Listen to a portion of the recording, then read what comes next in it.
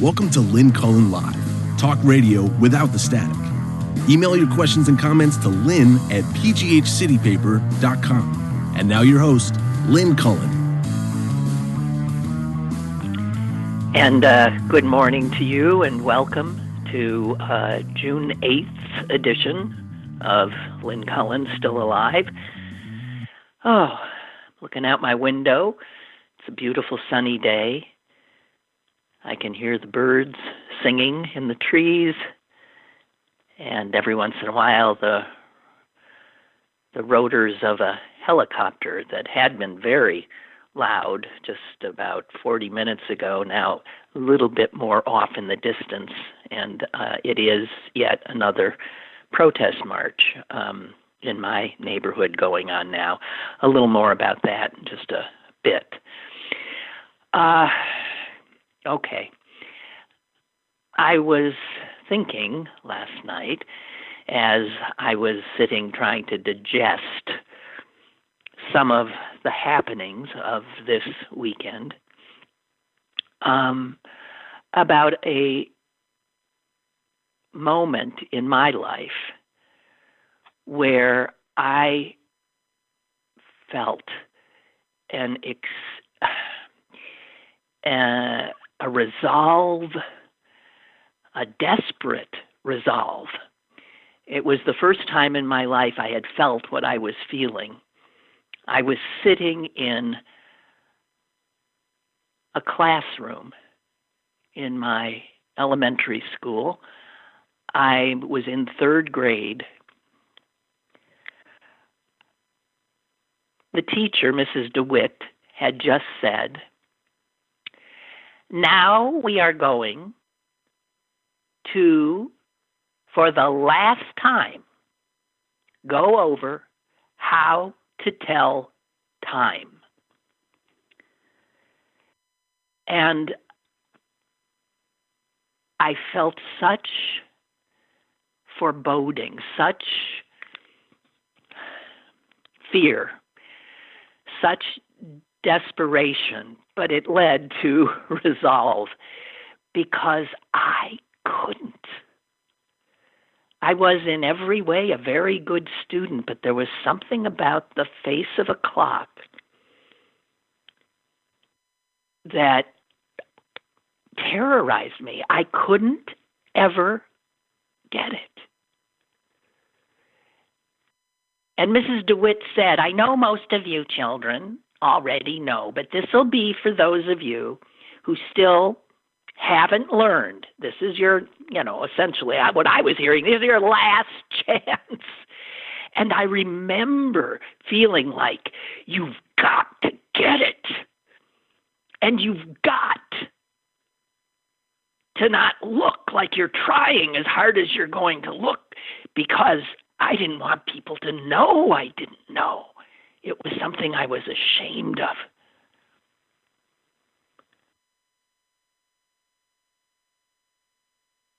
And I listened like I'd never listened before, and I swear I did get it.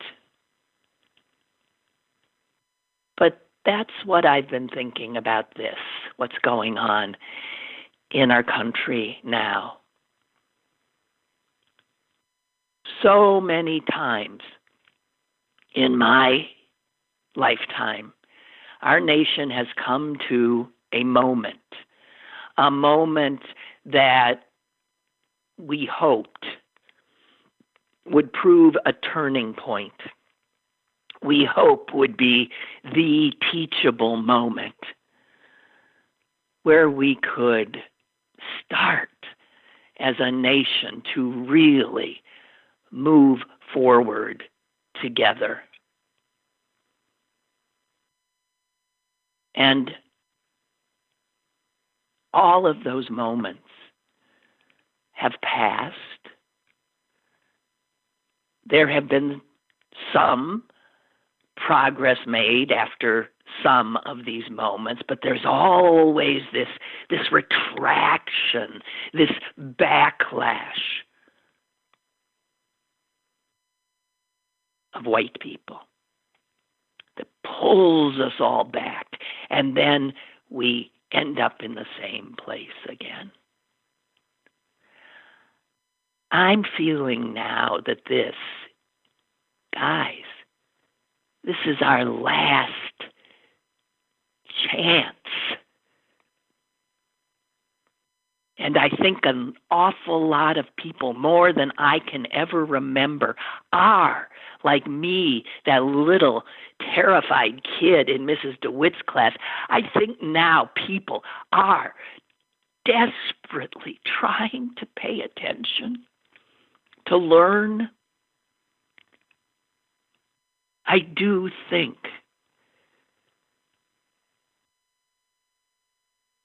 that this is our chance.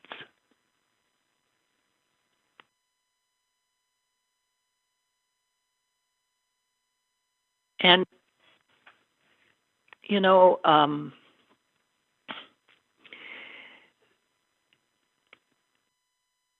in the period in this nation's history when I was a young person in the streets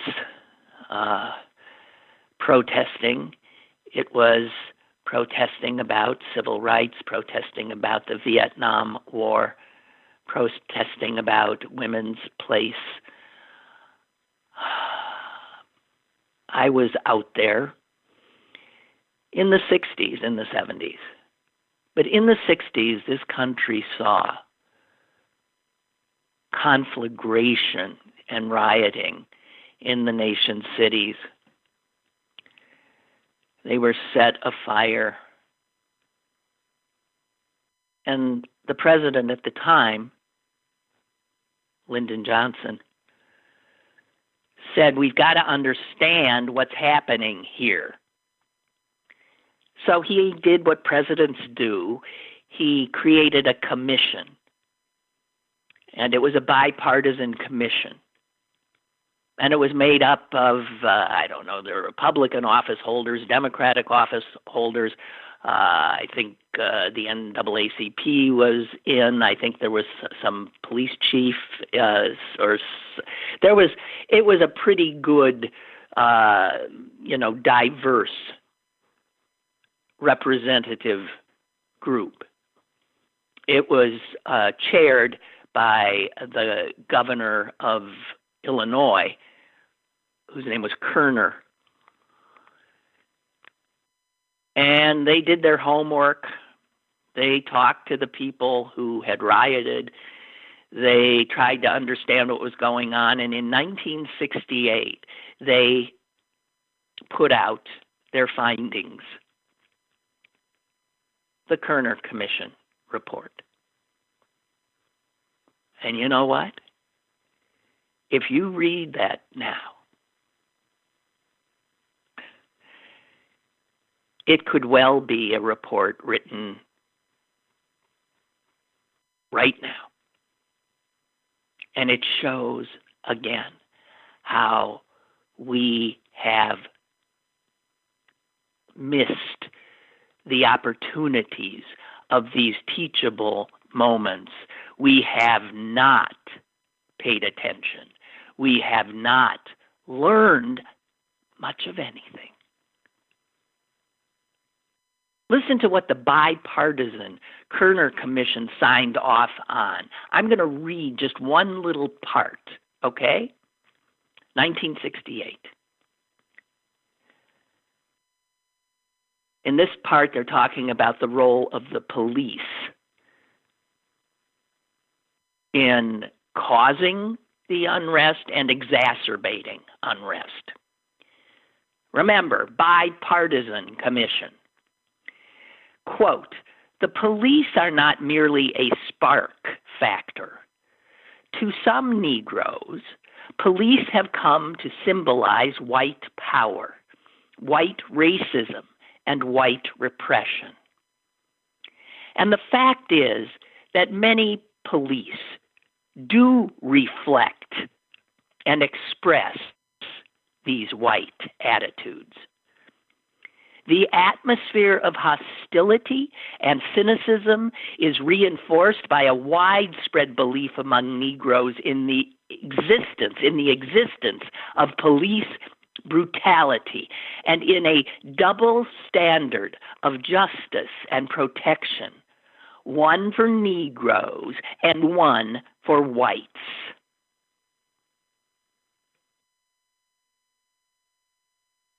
That's what the Kerner Commission, when they took time to listen,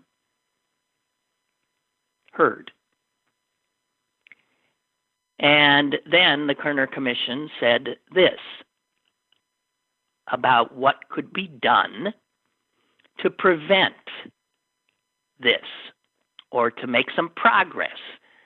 And this is what they told the president and the country. Quote,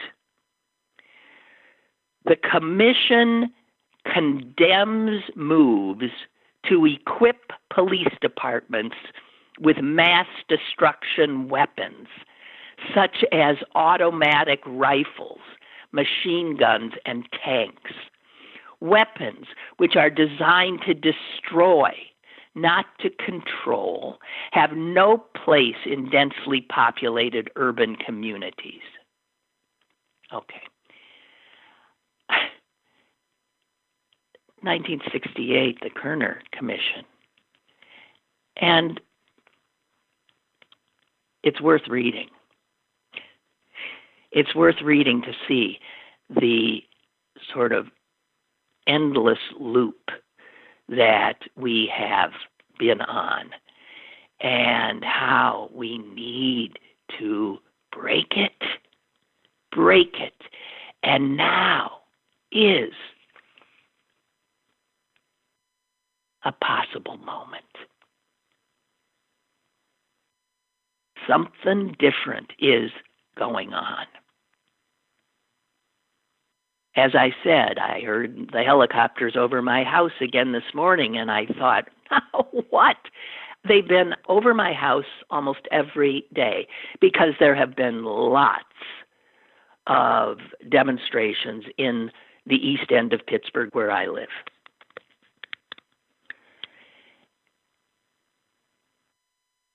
I found out by looking online that, yes, there was a protest.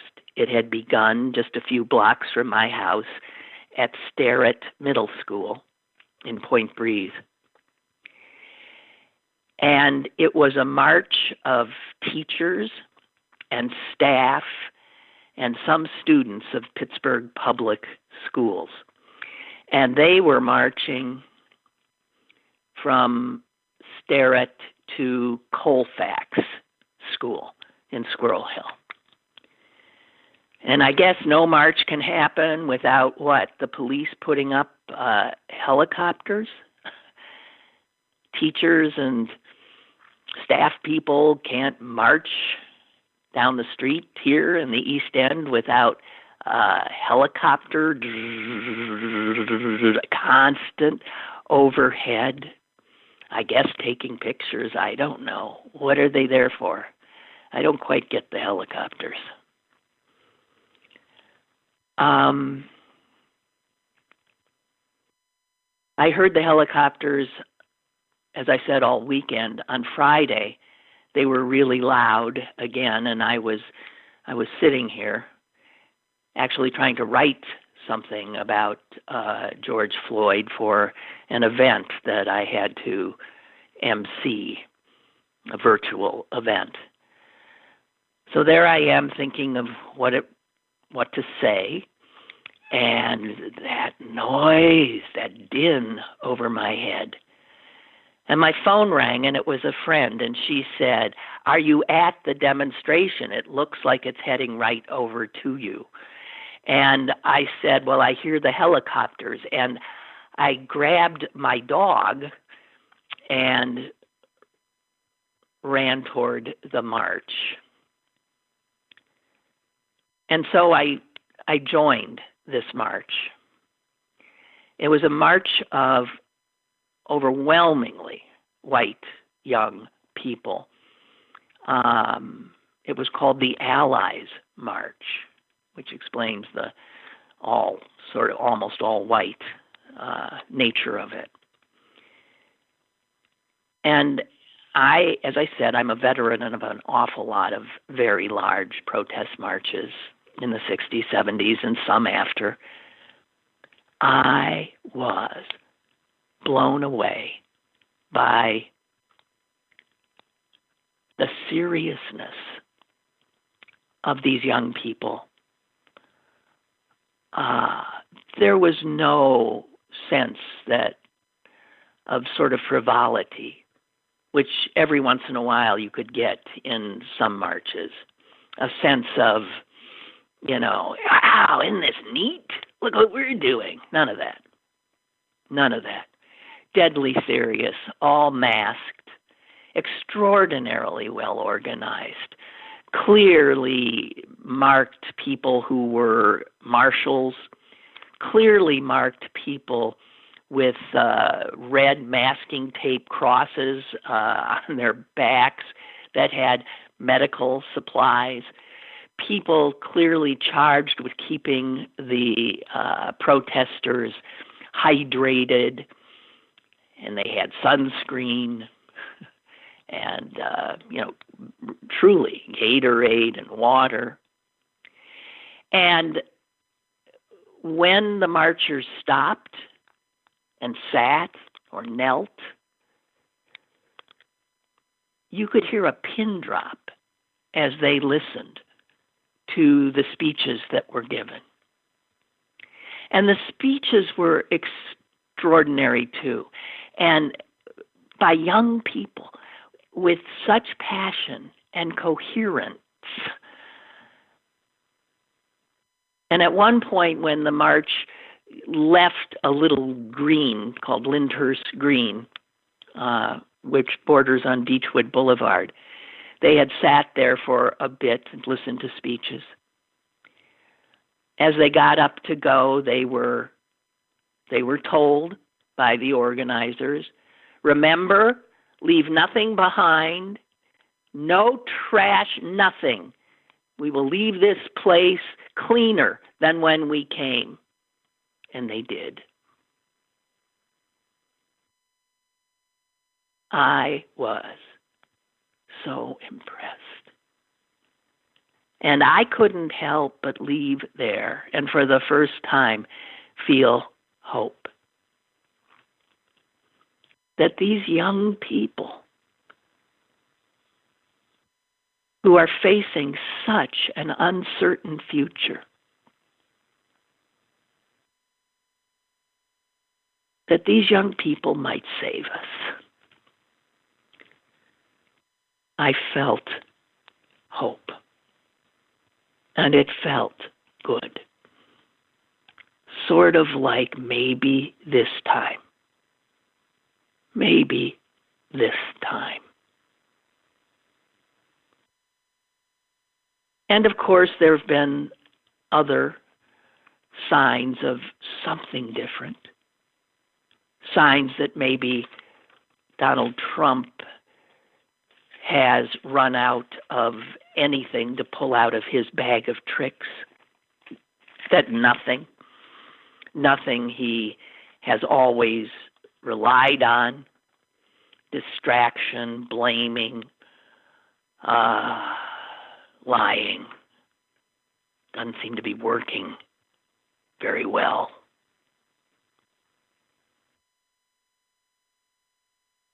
Jennifer Senior said, it's a perfect image of him. She said he's flailing like an overturned turtle.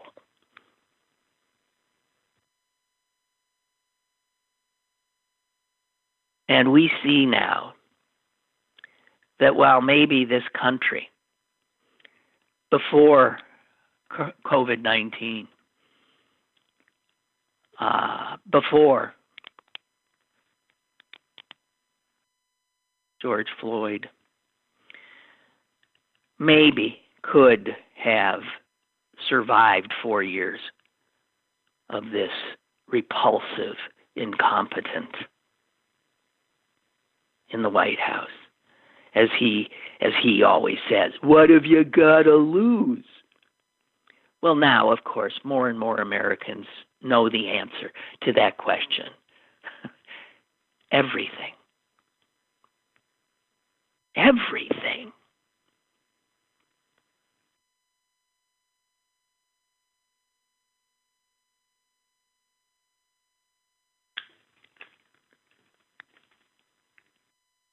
And now we hear talk of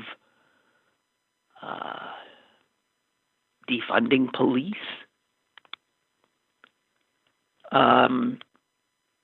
Nobody knows exactly what that would mean, and it would mean different things for different cities that, in fact, move to pull money from the budgets for police and give that money to other places in the community, like the people, like helping people.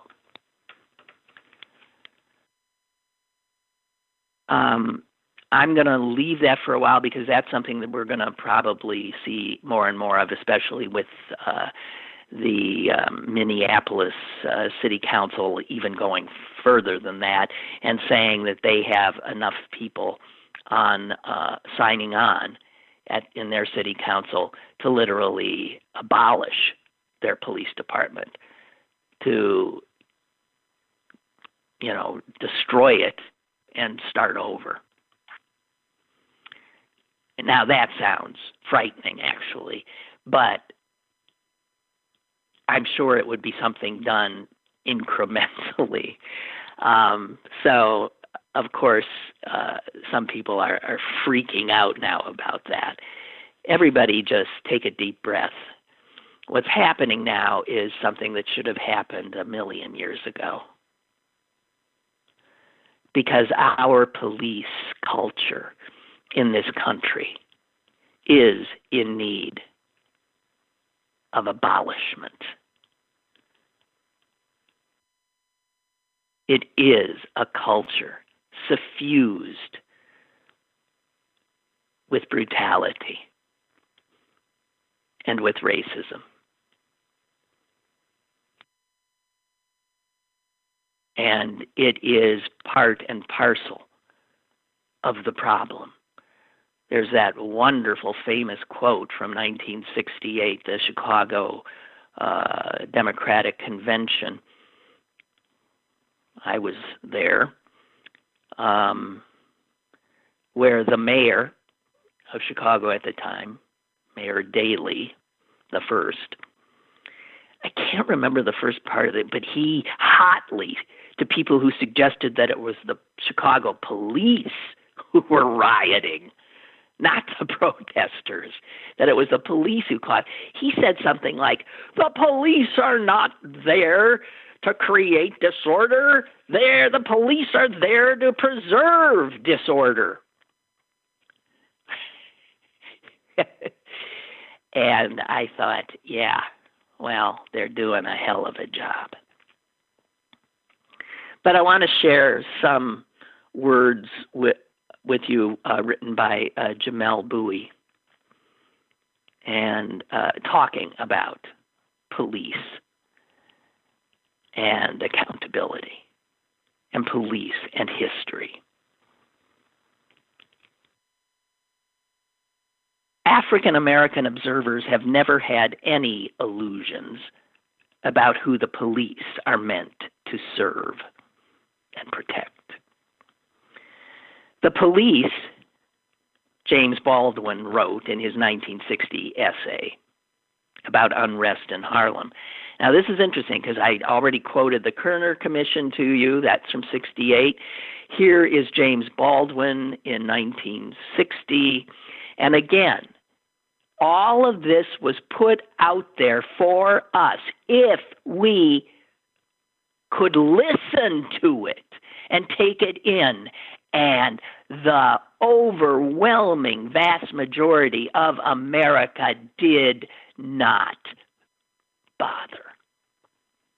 We cannot afford to do that again.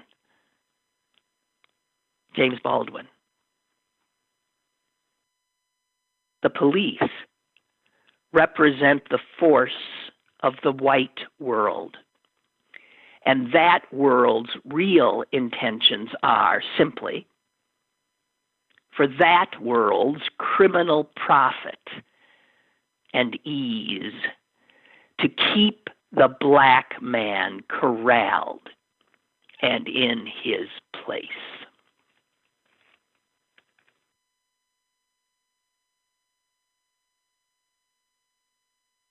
Police presence in urban America is an interesting thing, right? The police are ubiquitous in black neighborhoods where they look like an occupying army half the time. You don't see that in white neighborhoods. I remember once as a TV reporter, so this would be in the 80s, that the police, and they did this every once in a while, usually for some reason, needing good PR or something, they would call the newsroom and say, hey, we'd be willing to take one of your reporters and photographers with us. We're going to be doing some drug busts. And you can come along. Oh, yes, of course. Well, we like nothing better. Great video. Are you kidding me? So eagerly, a reporter and a photographer would go along with the cops. And of course, where'd they go? Not to my house, where I was probably smoking a joint. No. They went to the Hill. They went to Homewood. And with cameras rolling, they busted up somebody's house to get their marijuana, trotted them out handcuffed with the TV cameras, lights on them, always black people. And I remember saying to the assignment director, they would never invite us along if they were doing that somewhere in Squirrel Hill. And you know what? They wouldn't be doing it somewhere in Squirrel Hill. So media were always used, and still are, by police to give a certain picture to the American people of what crime looks like, what criminals look like. And if you're a white person and you have been ingesting local television news all your life, and, you know, cop shows, NYPD or CI, whatever those, CSI, all those things, we've been brainwashed first into believing cops are good, cops are good, cops are good, cops are good. And when they have to be tough, they're tough. And blacks are scary, blacks are scary, blacks are drug addicts, blacks are criminals. Right?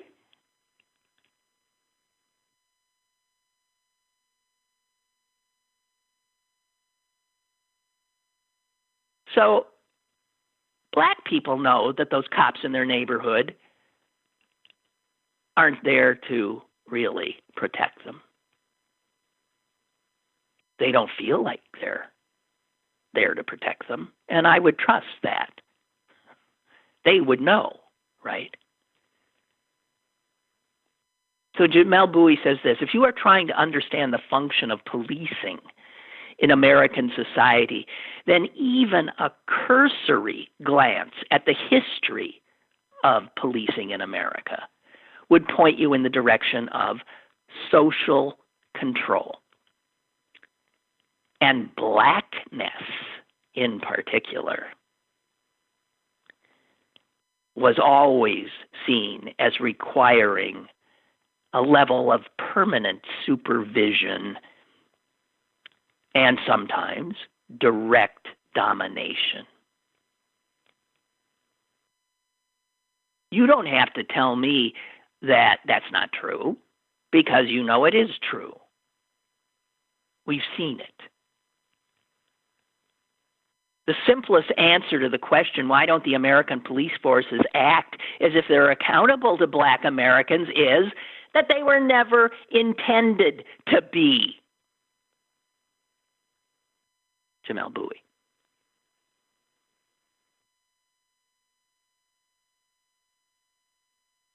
We should not be surprised when the police respond with anger and contempt to demands for change from us. Nor should we be surprised by their love of Donald Trump, who has been inciting them to be even more violent.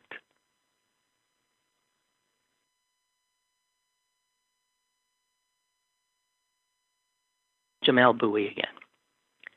Trump is someone who embodies the political and social order the police have so often defended, which is all to say that the nightly clashes between protesters and the police are, to an extent, a microcosm of larger disputes roiling this nation. The pressures and conflicts of a diversifying country, the struggle to escape an exclusive past for a more inclusive future, and our constant battle over who truly counts, who can act as a full and equal member of this society, and who does not count.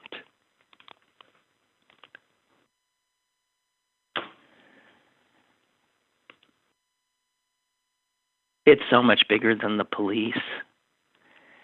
They are the brutal arm of a white corporate power structure.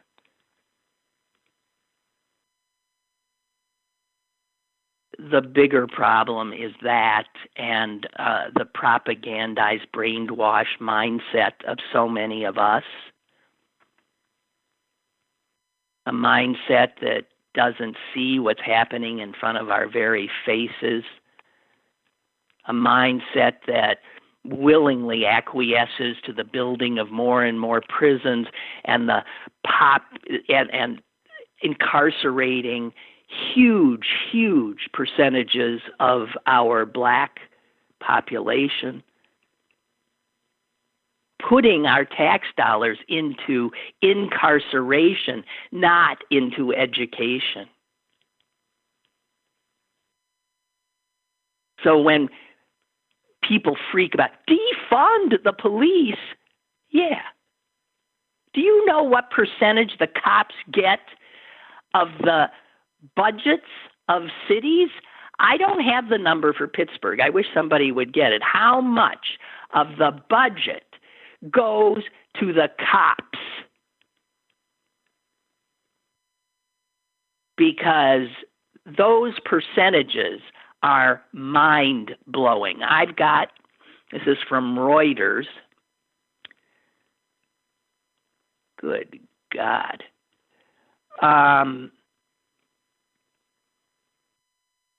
Chicago's budget, Jesus, what is that? Why can't I read this graph?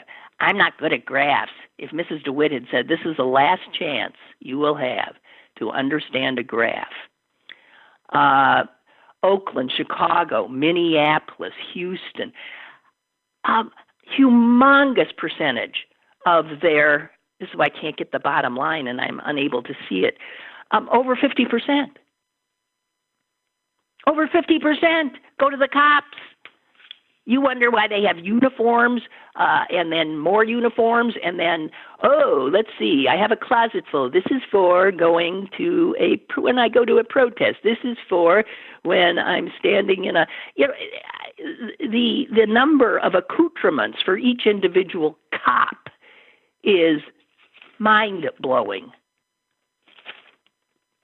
Somewhere I've got some numbers that I just saw today. Huge. Just huge.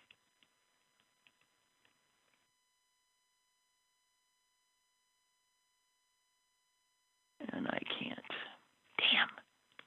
I always think I have this stuff for you, and then I try to get it up on my computer, and I become an old lady. Like, what? I don't know how to do this. So, damn it. I will get if anyone has those. I think maybe I got a chance here. Okay. Let's look at numbers. Come on, baby. I'm sorry. Still not finding what I want to find. Maybe this is it. Okay. Here it is. I finally got it. Thank you. The percentage of money that police departments get is often the largest expense in cities. I mean, no one gets anywhere near what the cops get. Okay. Minneapolis, their percentage of the budget is closing in on 36%. Imagine that. 1/3 of the budget. More than a third. Chicago, 39%. Oakland, California, 42%. Now, New York City, which has a larger police force than probably a lot of countries in the world have military forces that aren't as big. But believe it or not, it says here in this Reuters reporting that New York's budget, only 8% of their budget goes to the cops, which I find astonishing. Los Angeles, over a quarter. St. Louis, a third. And on and on and on. Where else could that money go? Are you kidding? Where else could that money go? People say, you can't defund the police. Well, we've sat by while we've seen public education defunded, right? Public transit defunded. Social programs that help the least of us defunded, slashed. These are choices that we make that show where our priorities lie as a people. The money spent on police, who aren't exactly, as we see, doing a hell of a job, could be better used, diverted to social programs. There are police in our schools, but there isn't a nurse. There are police in our schools, but there's not enough social workers or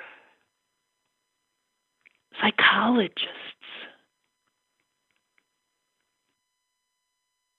All of the stuff, drug addiction, mental illness, homelessness, stuff that could be alleviated, ameliorated, helped hugely by some funding. These things go begging, but the cops never go begging.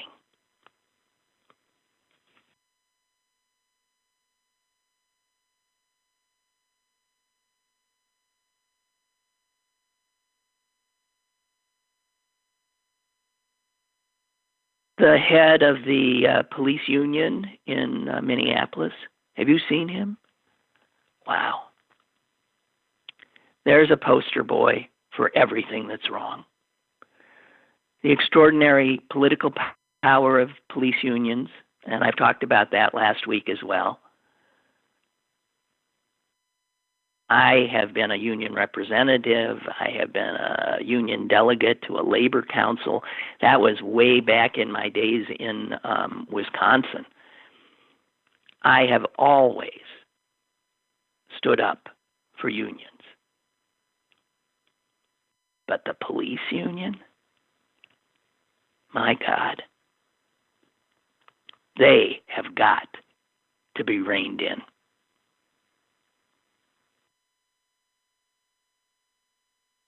Our politicians are terrified of them. They can buy district attorneys, council members, legislators.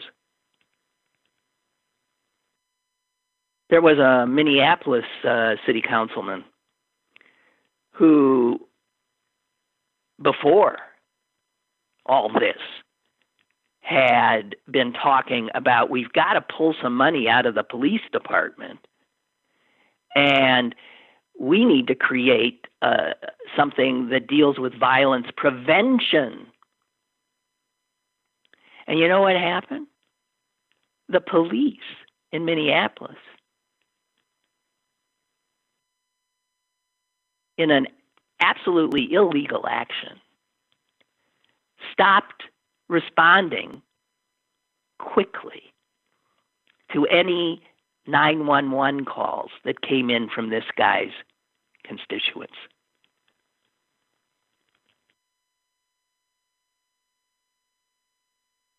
As soon as a call would come in, we need help, and it was determined, oh, well, that's in his, sit on it for a while, huh?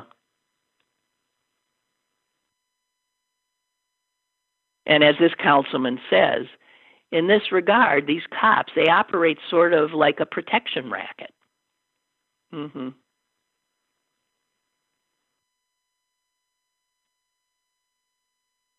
The head of the Minneapolis Police Union is, there's a picture of him gazing with adulation at Donald Trump at a rally. This guy, his name is Bob Kroll, he has often referred to protesters as terrorists. Man, I'll tell you, when my dog and I walked with those terrorists on Friday, they were a nice bunch of terrorists. This guy, who is the head of the police union in Minneapolis, has been the subject of at least 29 complaints against him as a cop.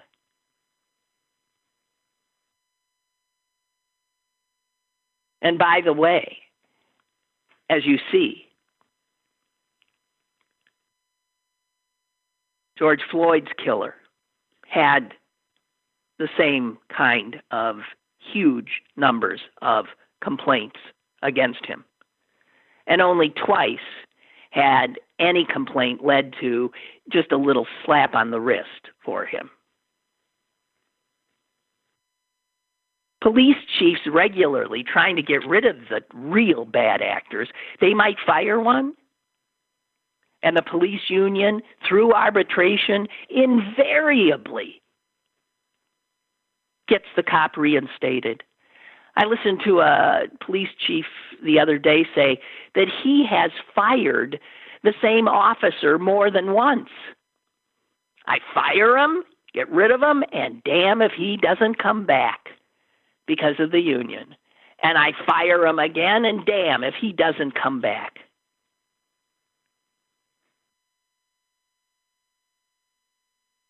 Any attempt to defund or get a handle on police culture is going to be an extraordinary fight.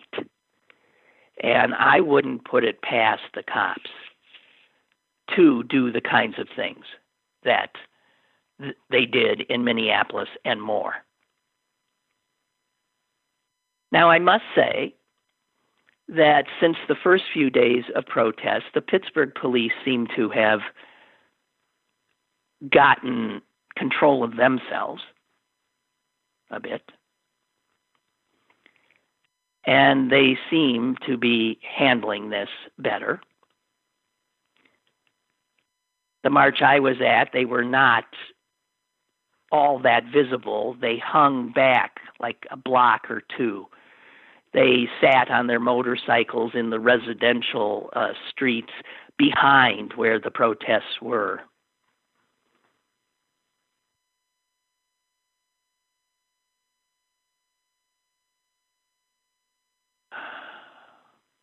So I don't know.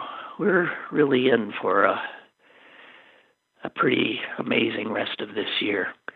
And I do also want to say that I'm very worried about the health of these protesters. So many of them, I think, are probably going to get sick.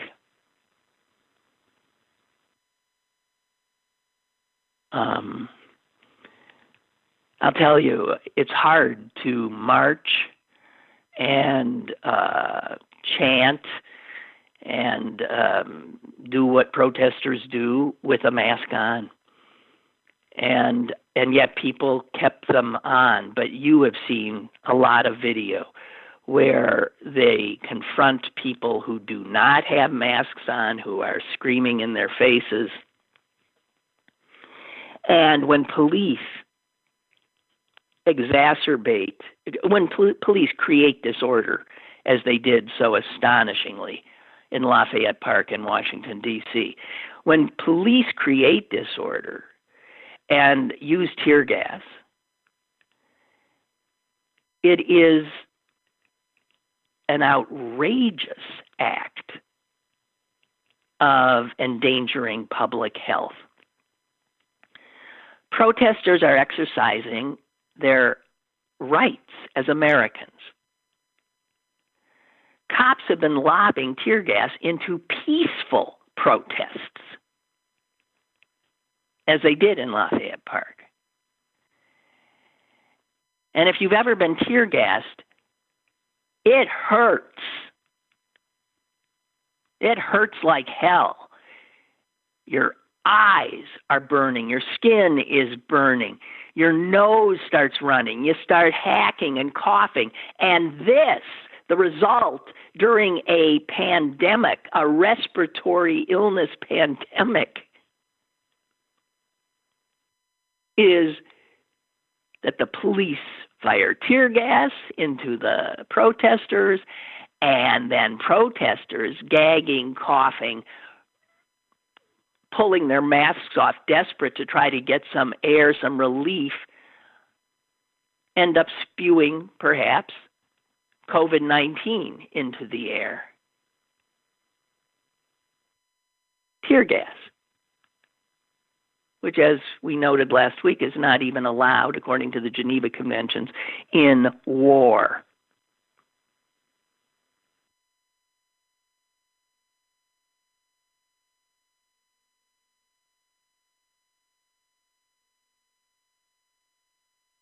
But there are some hopeful signs. Robert E. Lee's statue going down. The Confederate flag going down. Boy, is it about time. And this will be fought like hell, right? I mean, I can't even imagine. But I have here the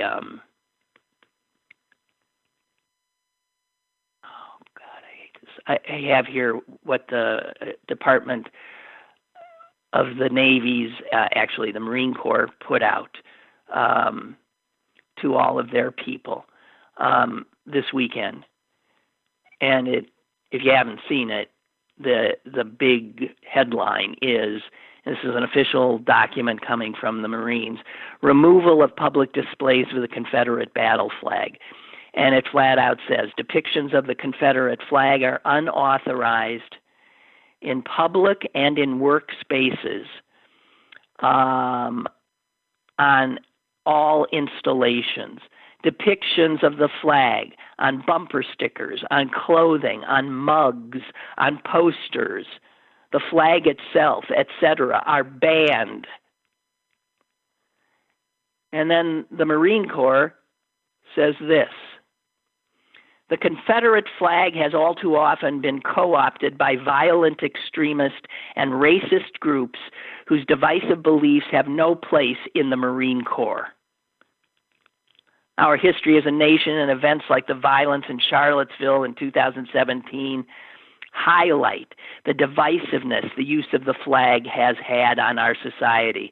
This presents a threat to our core values: unit cohesion, security, and good order and discipline. It must be addressed. We charge commanders with the authority and responsibility to take all necessary and lawful measures to maintain law and order and to protect installation personnel and property. The Corps shall remove the Confederate battle flag from all installation public spaces and work areas to support our core values. Okay, it's something. It's something. And it will be fought and pushed back upon, yes. But as many have pointed out, you'd be hard-pressed to go to any other nation where there has been a civil war or some kind of horror, and after it's over, to see statues of the losers, statues of the traitors in our case, the adulation, the uplifting of the very values that were defeated in the Civil War. You don't see any pictures or statues of Hitler in Germany, of Franco in Spain.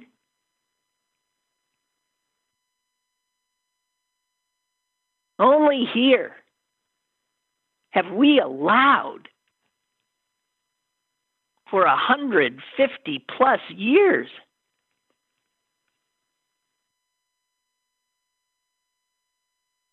the enthronement, and let's be clear about what that's about. It's about intimidating black people, I'll tell you that. Culture, when they say, but it's our culture. Yeah, your murderous culture, your traitorous culture, which should not be celebrated in any way.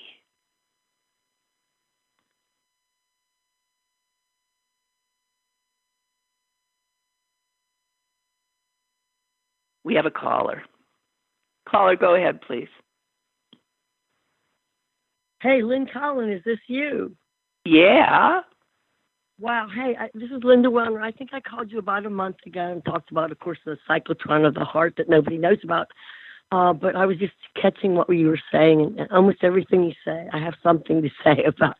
But I have decided in my life to approach it with humor. And in fact, I've taken lessons in arcade comedy, and I'm very excited to finally maybe find a forum for which I can speak about exactly what you're talking about, every single level that you're talking about. And I think that there's some things people don't know at all. They don't know, first of all, that Aryans and Caucasians are not the same. Okay, let me just say there are many races of men, and one of them is human. I think all of us women, but I'm not sure about what borderline people are because they've suffered so much. But we seem to have a divide that is getting greater and greater on every single level. And there has to be an explanation for this. There is an explanation. We have one set of people who, let's say, are embodied by people like Mr. Trump, and they are so advanced, they are so absolutely intent on what their agenda is. And then there's the rest of humanity. And we just don't get that there's absolutely no way that they see eye to eye with us. As though you were trying to make an agreement with someone who was a perpetual liar or had an agenda they didn't want you to know about. No agreement you sign, no amount of smiling, no amount of handshaking is going to do anything except perhaps bring pacification or quietude, but it's false because they go on and poison the environment and do the things that are anti-wholesome, I would say, not life-enhancing, which saddens my heart so much. And the only explanation that I can come on is that we have two different agendas here, and it's because we are two different species of men. Well, we're not really two different species, but we're two different peoples. Well, we have men are hybrids, maybe. Let's put it that way. Hybrids. All right. Okay. All right. They have a choice. Hey, okay. Hey, thanks for your call. I appreciate the call. Thank you so much. Bye. Bye. Almighty. I was talking to a friend yesterday, and we were talking about racism because we white folks have to talk, right? We got to talk to each other. Don't be talking to black people about racism. We're like in kindergarten in our understanding. They all got PhDs called life experience. So don't be talking or explaining things to any black people, please. Shut up and listen. But my white friend and I were talking about it, and we both said how lucky we were that we were born into families that did not teach us to hate.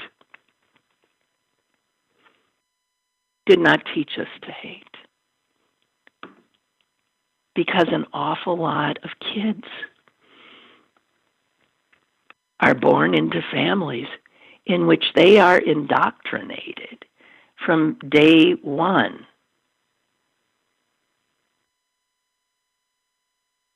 to fear and hate other people.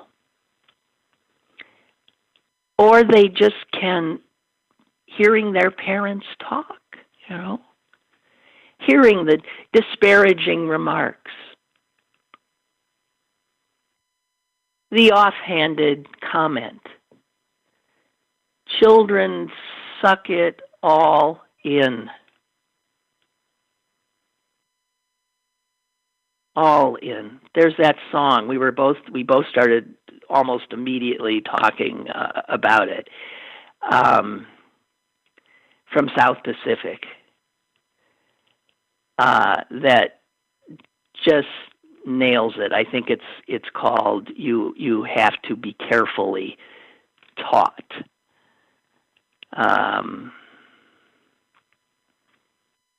Let me see if I can actually find the lyrics. I think I sort of know them. You have to, I don't know the very beginning. Here it is. I'll try not to sing. You've got to be taught to hate and fear. You've got to be taught from year to year. It's got to be drummed in your dear little ear. You've got to be carefully taught. You've got to be taught to be afraid of people whose eyes are oddly made and people whose skin is a different shade. You've got to be carefully taught. You've got to be taught before it's too late, before you are 6 or 7 or 8, to hate all the people your relatives hate. You've got to be carefully taught. You've got to be carefully taught. And what we are seeing is that millions and millions and millions of Americans have been taught to hate, taught to fear. They have been indoctrinated before it was too late. And by the time that happens, it takes some serious undoing. Because I know many people who were taught to hate and fear, who re-educated themselves, who worked on themselves. We all have work to do.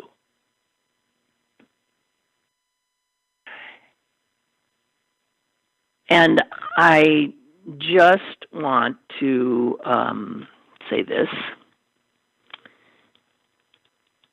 One of the things I saw over the weekend on Twitter that took my breath away, because there's a lot of stuff happening now that takes your breath away, right? Fox News. Fox News actually had a segment. I'm looking at a screenshot of a graphic that they used. This was in a business report on Fox News of how the stock market was going gangbusters. And Fox News actually put up a graphic. Perhaps you've seen this.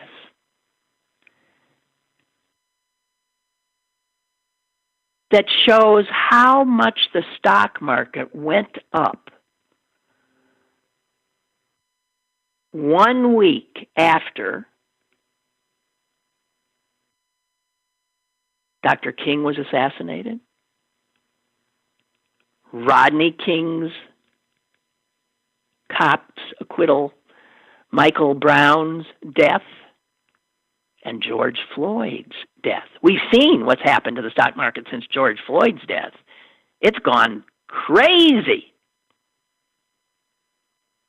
Crazy. Man, those guys in the market are making money hand over fist. Meanwhile, people are dying. The market loves it. Fox News actually had a graphic, MLK assassination, and the graph showing good for the market. Rodney King, the market, yay! Michael Brown, yes! And the biggest jump at all, George Floyd's death. Yippee! Can you imagine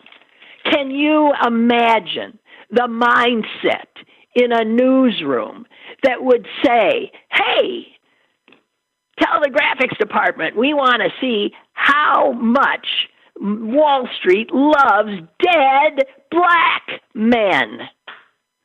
How dead black men, man, they just light a fire under the market. Do a graph we want to see.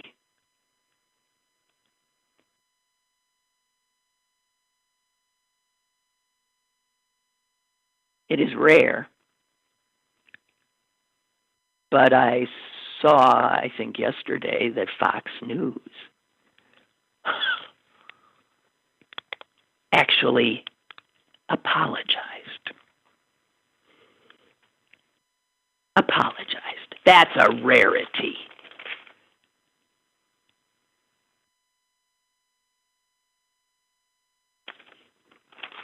And the New York Times did a piece on the disconnect between the horror going on in this country now, the unrest,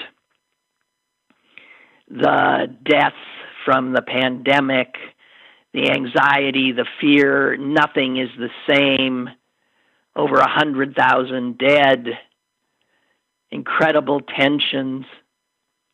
And the stock market, it's been a party, one of the greatest weeks ever. And that juxtaposition, the nightmare so many Americans are living, and the buoyant exultation on Wall Street is, well, it's one of the reasons I'm not in the market anymore. I have told you how I feel about the market. The market is disgusting to me.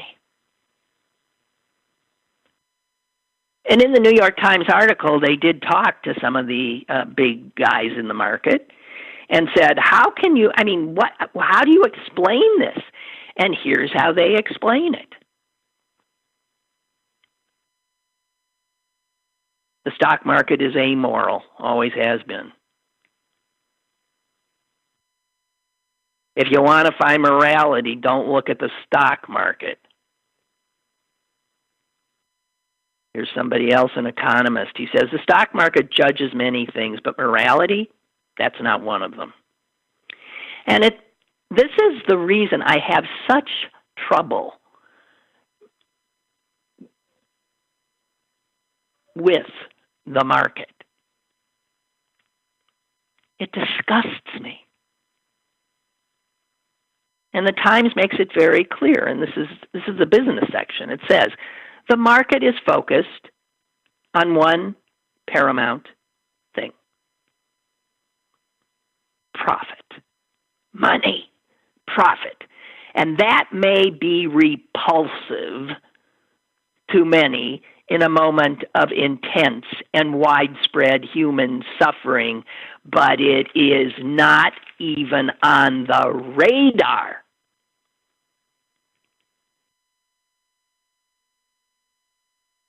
of capitalism. As I once famously said, and then disappeared from that television show, capitalism is not a moral system. The stock market knows nothing of morality. It knows only one thing: greed.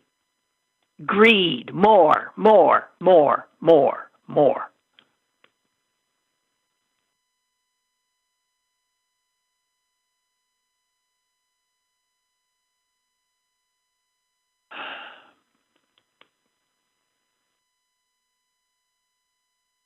Well, okay, I hope I'm getting all of this. My computer it's not my computer, it's this email program we use. It is just outrageously bad.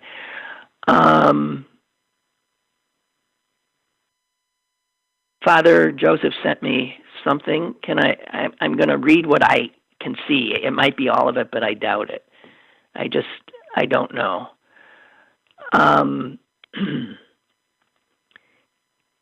It says, is this for sharing? I imagine. I can't begin to tell you how much time I spend on the phone on what it is like for my family as African Americans. Many people have said, I didn't know, or I can't believe that still happens in my day and age.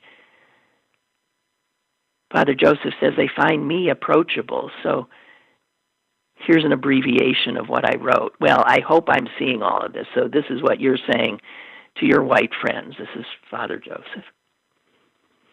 We were denied housing in the local community near a seminary we attended because I was told the elderly potential neighbor on the adjoining part of the duplex was set in her ways and threatened to move out if we moved in. The duplex owner was apologetic and said, "We don't want you to think Kentucky is like this." But we were still turned away. In Alabama, I had children removed from my Sunday school class when their parents realized I was their teacher. Boy, just think of that. Think of that. So these are Christians. These who want their children to be taught the tenets of their faith. And they pull their kid out because the person teaching has too much melanin, I guess. What? Father Joseph goes on, when we arrived for our first Army assignment in Louisiana, one of the first conversations caring colleagues had with me was about avoiding the KKK strong community a few miles away. These are the nicest stories I care to share. We are careful about where we go. We keep video recording devices close at hand when traveling by car or even jogging to stay fit.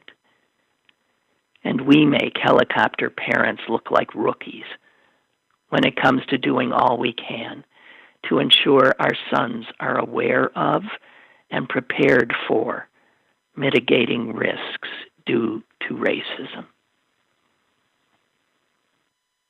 Wow. Well, that's from Father Joseph, who many of you did not know was black. He's black. He's black, he's military, he's a priest, Orthodox priest. So he is able to marry and have children, and he has children, his sons. And as he says, he and his wife make helicopter parents look like rookies. But unlike helicopter parents, who are helicopter parents because they just want to get their kids into Yale or something, he's talking about just trying to keep his children alive in a racist country that he spent a lifetime serving in the military, as so many other black Americans and brown Americans.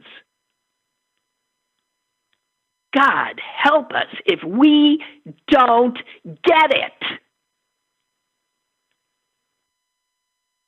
Anyone who's white and talking to you and says anything like, well, I understand when they're saying but, as soon as the but comes out of their mouth, stop them.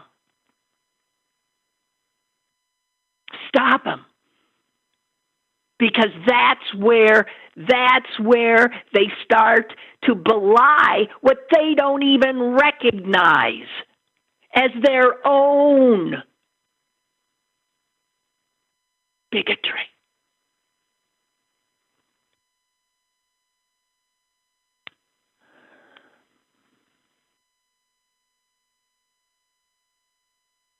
All righty. That be it for me. Have a good one. Do something. Do something. We all have to ensure that this time, we don't go back to normal. Because normal is killing our people. Normal is no place that we should want to go back to.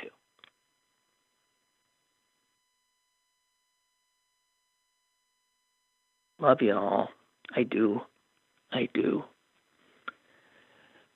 Talk to you tomorrow. Bye.